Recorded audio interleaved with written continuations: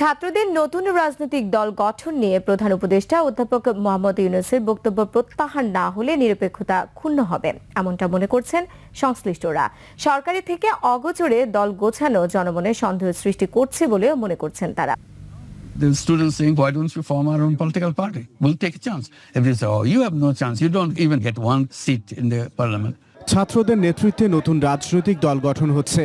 British সংবাদ মাধ্যমে financial টাইমসের সাংবাদিককে দেয়া প্রধান উপদেষ্টার সাক্ষাৎকারে অন্তত এটুকু স্পষ্ট। Let them take a chance, whatever they want to do. So they will do it. Maybe in the process of forming party.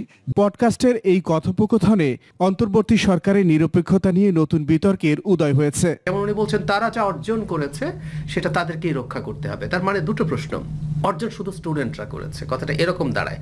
এই ডিবেট কিন্তু চলছে টেকনিক্যালি, কথাটার অন্য মানে হচ্ছে আর কেউ যদি ক্ষমতায় আসে সে এই অর্জনটা রক্ষা করতে পারবে না। বিদ্যমান অন্যান্য দল যারা ক্ষমতায় আসার জন্য রাজনীতি করছে, ক্ষমতায় যাবে, তাদেরকে উনি এই ধরনের একটা নেগেটিভ মন্তব্য করেছেন। তাতে যেটা দাঁড়ালো, উনি যখন নিরপেক্ষতার জায়গায় আছেন সেটা ক্ষুণ্ণ হবে।